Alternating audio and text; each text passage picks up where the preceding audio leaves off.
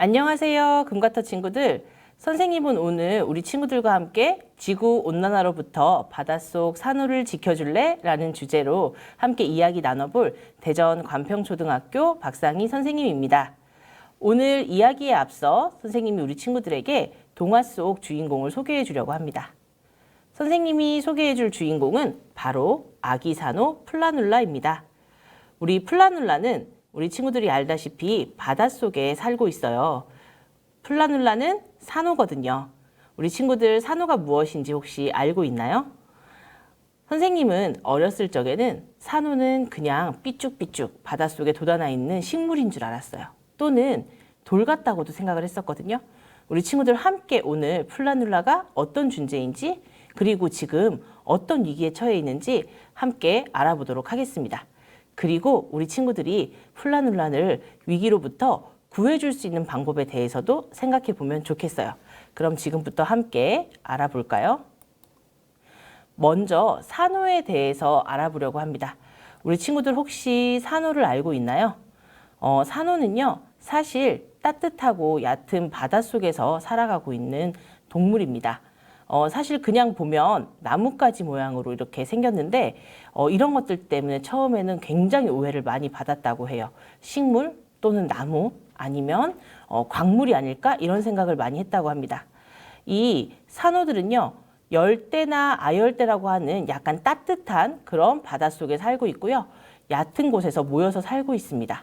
그래서 사실은 작은 폴립이라고 하는 산호충들이 모여서 살고 있는 건데 얘네가 많이 모이다 보니까 산호초라고 하는 큰 나뭇가지, 거대한 나뭇가지 같은 그런 형상들이 나오게 되어 있어요. 지구상 곳곳에 얕은 바다에 있지만 가장 큰 것은 우리가 호주라고도 불리는 캥거루와 코알라가 사는 오스트레일리아 해안에 있다고 합니다.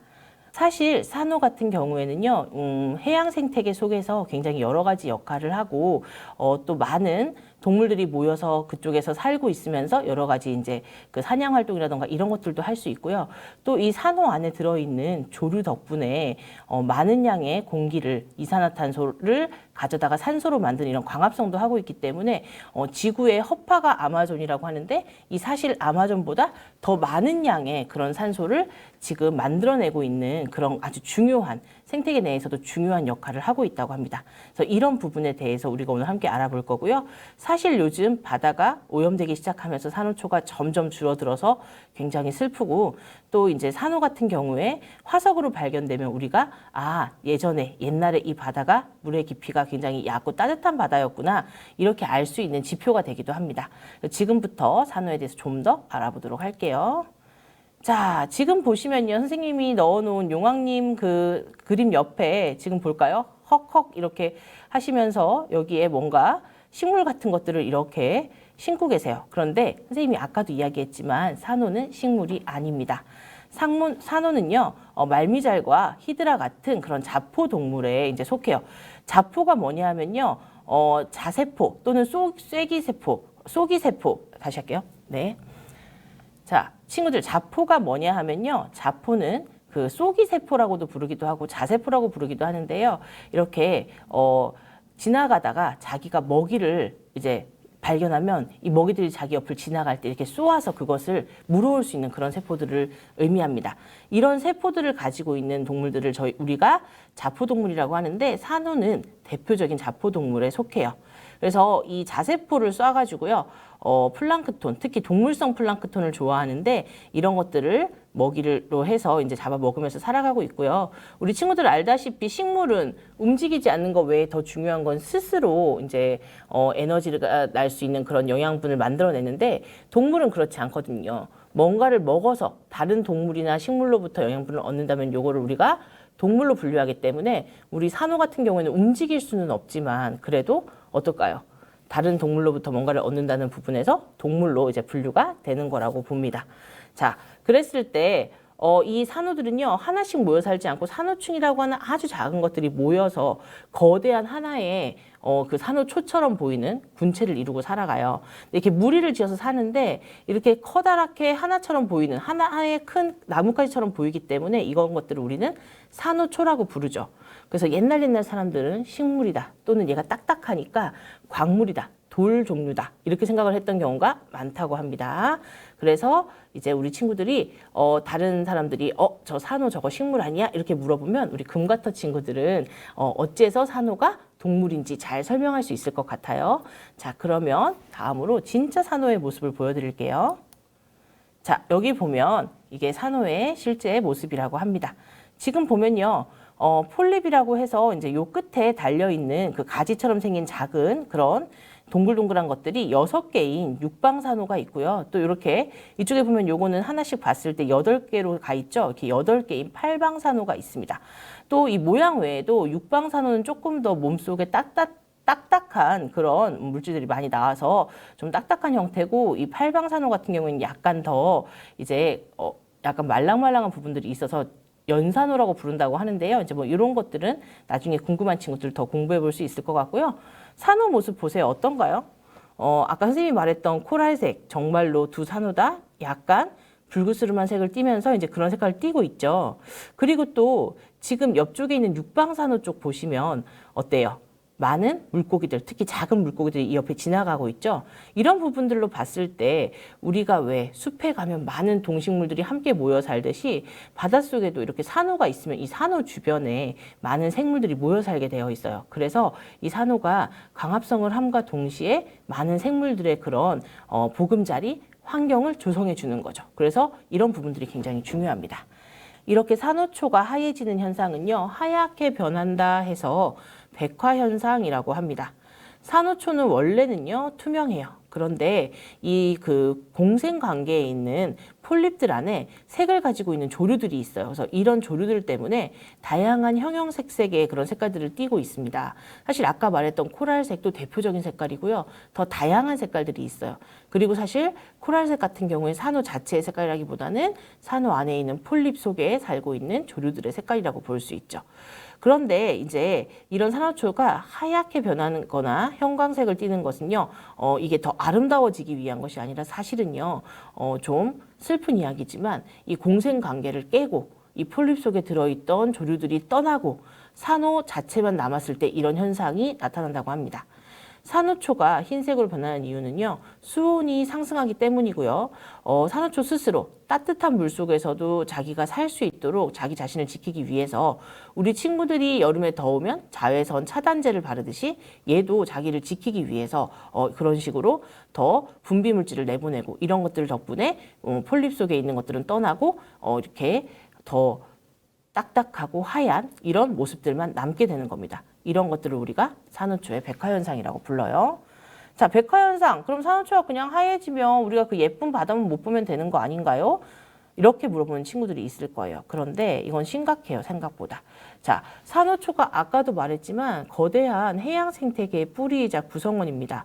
숲에 나무가 없으면 그때부터 숲을 숲이라고 부를 수 있을까요, 친구들? 그렇지 않잖아요. 그것처럼 이제 바닷속의 모든 유기체가 어떻게 보면 산호에 의존하는 경우가 많은데, 다양한 해양 생물들이 번식하고 서식하고 포식자의 눈길을 피하고 또는 먹이 활동을 하고 했던 이 산호초 군락이 사라지면요, 해양 생물들의 전체의 25%가 영향을 받는다고 해요. 바닷속에 우리가 상상도 할 수 없을 만큼 많은 그런 생물들이 살고 있는데, 이들 중에 25%가 만약에 멸종을 한다면 굉장히 이건 심각한 문제겠죠. 또 산호는 이렇게 동물들에게만, 식물들에게만 좋은 영향을 미치는 것이 아니고요, 인간에게도 여러 가지 장점을 많이 가지고 있어요. 산호 같은 경우에는요, 암을 치료하기 위한 그런 성분들의 그런 주 원료가 되기도 하고요. 또 이 산호초 군락이 있으면 자연 방파제 역할을 해요. 그래서 태풍으로 인해서 이제 거대한 파도들이 밀려올 때 이 산호초 군락이 한번 얘들을 막아주는 거죠. 이제 그렇게 되면 사실 인위적인 방파제보다 더 큰 역할을 한다고 하는데, 지금 이 속도대로 만약에 산호들이 파괴되기 시작하면 우리는 30년 뒤에는 더 이상 산호초와 산호들을 볼 수 없게 됩니다. 이렇게 되면 사실 우리에게 주었던 긍정적인 영향과 동식물, 생태계에 미칠 영향들이 굉장히 많이 사라지거나 파괴돼서 우리 친구들이 생각했을 때도 이게 굉장히 심각한 사회적인 문제일 수 있겠구나, 이렇게 생각이 들 거라고 생각합니다. 우리 친구들 레고 좋아할 텐데요. 어떤 이제 이 레고를 잘 하시는 분이 이런 사태의 심각성에 대해서 이야기하기 위해서 레고로 산호초를 만들어 봤어요. 자, 이쪽에 선생님이 앞에 넣어 놓은 그림은 보면요. 여러 가지 색깔의 산호가 아름답게 모여 있고 여기에 물고기들도 살고 있습니다. 그런데 저쪽 끝에 뒷면으로 가서 한번 볼까요? 자, 모두 하얀색 블럭을 써서 백화된 산호를 표현해 놨어요. 딱 같은 블럭 안에서도 지금 같은 작품 안에서도 보면 굉장히 밝고 생기가 넘치고 이런 곳이 있는 반면에 하얀색으로만 이루어지는 곳은 보니까 어떤가요? 굉장히 초라하고 쓸쓸하고 어떤 동물도 살 수 있을 것 같지 않죠? 이런 현상들이 지금 현재 바다에서도 일어나고 있습니다. 자, 그러면 깊이 들어갈 수는 없겠지만 우리가 지구온난화 잠깐만 알아보고 갈게요. 우리 금가터 친구들은 사실 과학적인 지식이 풍부하니까 모두 알고 있을 것 같은데요. 지구온난화라는 것은 지구 표면의 평균 온도가 점점 올라가기 시작하는 겁니다. 뭐 여러 가지 이유가 있죠. 이렇게 되는 데는. 근데 무엇보다도 우리가 석유나 석탄 같은 화석연료를 많이 사용하면서 또 이걸 통해서 이걸 태우고 나서 남겨져 나오는 그런 것들, 또 이산화탄소 이런 부분들이 사실 지구에게 이렇게 약간 온실효과라고 하죠. 따뜻하게 계속해서 따뜻하게 유지를 하다 보니까 지구의 전체 온도가 올라갑니다. 또 이런 것들뿐만 아니라 우리가 사실 쓰레기도 많이 늘어나면 태우고 또 우리에게 좋은 산소나 이런 것들을 가져다주고 이산화탄소를 제거할 수 있는 그런 산림이나 산호초 이런 것들이 있는데 얘들도 잘 지키지 못하니까 이런 현상이 점점 더 심각해져요. 단순히 지구온난화가 따뜻해지는 것만이면 모르겠는데요. 그게 아니라 사실은 이 지구온난화, 지구의 온도가 0.5도, 1도만 올라가도요. 굉장히 새로운 그런 그 기상현상들이 많이 나타나기 때문에 사실 우리는 현재도 이상기후 현상에 굉장히 많이 시달리고 있죠. 그래서 뭐 갑자기 이번 여름은 굉장히 무덥다든지 그리고 비가 오지 않는다든지 또 다른 해에는 갑자기 폭우가 쏟아지고 거의 맑은 날을 볼 수 없다든지 뭐 이런 현상들이 계속해서 나타나게 됩니다. 자, 먼저 이렇게 되면요, 우리가 지구상에 여러 가지 이제 물이 존재하는데 그 중에서 빙하, 북극에 있는 빙하, 남극에 있는 빙하가 녹기 시작해요. 그렇게 되면 지금 보면 요 북극곰이 원래 얼음 위에서 뛰어다니면서 뭐 해야 되죠? 네, 사냥을 해야 되는데 이제 그렇지 못하고 얼음들이 점점 녹아서 얘네가 이 얇게 얼음 위를 걸어 다니다가 물에 빠지기도 하고 또 사냥 활동을 제대로 할 수 없어서 정말 굶어 죽는 경우도 많다고 합니다. 이게 북극곰만의 일이 아니고요. 사람들도 마찬가지예요. 지금 우리나라는 약간 산림 지형이라서 좀 지대가 높은 편인데 그렇지 않고 네덜란드라던가 굉장히 바닷가에 있지만 낮은 지형에 살고 있는 사람들도 있거든요. 그 사람들은요. 해수면이 올라와서 지금 살고 있는 땅이나 집을 잃을 가능성이 굉장히 높습니다. 자, 이뿐이 아니고요. 아까 선생님이 말했지만 사실은 온도가 올라갈 경우에 우리에게 알 수 없는 많은 질병들이 다시 생기기도 하고요. 또 그뿐만 아니라 산사태나 장마, 폭우 이런 이상 기온 현상들이 나타나서 여러 가지 이제 삶의 불편함과 재해를 가져다 주기도 합니다. 또 한번 볼까요?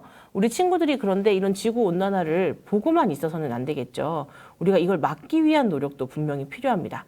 그래서 잘 보시면 일단 더 많은 화석 연료를 우리가 자꾸만 태우면 태울수록 이산화탄소가 많이 나오고 지구가 더워질 것이므로 그런 것들을 막기 위해서 일단 우리 집에 자가용 외에도 대중교통을 탄다던가 또 이산화탄소를 효과적으로 줄일 수 있는 나무를 이제 많이 심어준다든지 또 일상생활에서 쉽게 실천할 수 있는 우리 친구들이 할 수 있는 것에는 친환경 용품을 사용하고 쓰레기 분리수거나 이런 것들도 잘 하는 것 그리고 무엇보다도 화석연료 대신에 대체 에너지를 이용하고 태양광 발전이라든지 수력, 풍력 이런 것들에 대해서도 관심을 가지고 더 많이 쓸 수 있도록 하는 그런 방법들이 있습니다. 그래서 우리 친구들이 이렇게 지구온난화를 막기 위해 노력해주면 선생님이 생각했을 때는 우리 산호, 아기 산호 플라눌라가 점점 하얗게 변하는 것도 막을 수 있을 것 같고요. 또 아까 봤겠지만 북극곰들이 자신의 보금자리를 잃는다던가 또 우리 인간들이 정말 필요한 성분들이나 동식물들을 함께 활용하고 싶을 때 하지 못하는 거 또 그뿐만 아니라 이상기후에 시달리다가 큰 재해를 만나게 되는 것도 막을 수 있을 거라고 생각을 해요.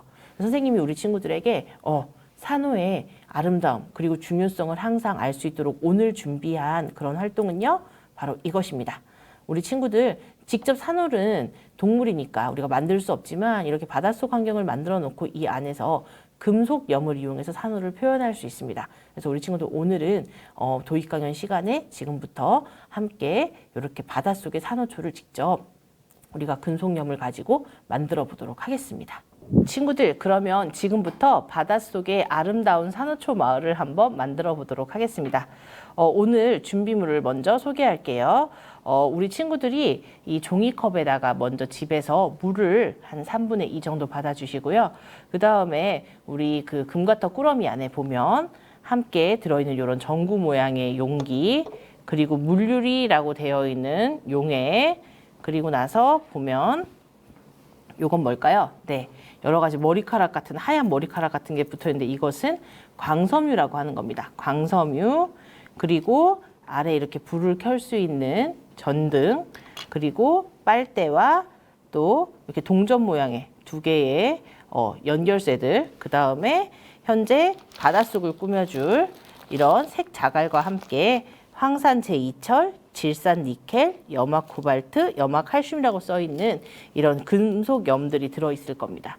자, 지금부터 그러면 한번 본격적으로 실험을 시작해 보도록 할게요. 자, 친구들, 먼저 이 전구 모양의 플라스틱 용기 안에 우리가 바다를 이제 꾸며 줄 건데요. 바다 속에 있는 금속 자갈, 밭을 한번 꾸며 볼게요.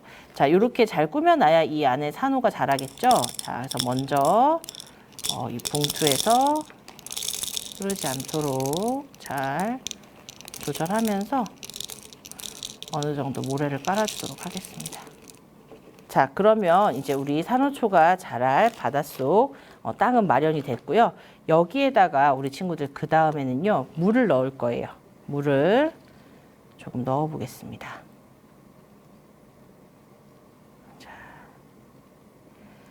물은 전구의 그 볼록한 부분에 한 3분의 2 정도만 오도록 이렇게 채워주시고요.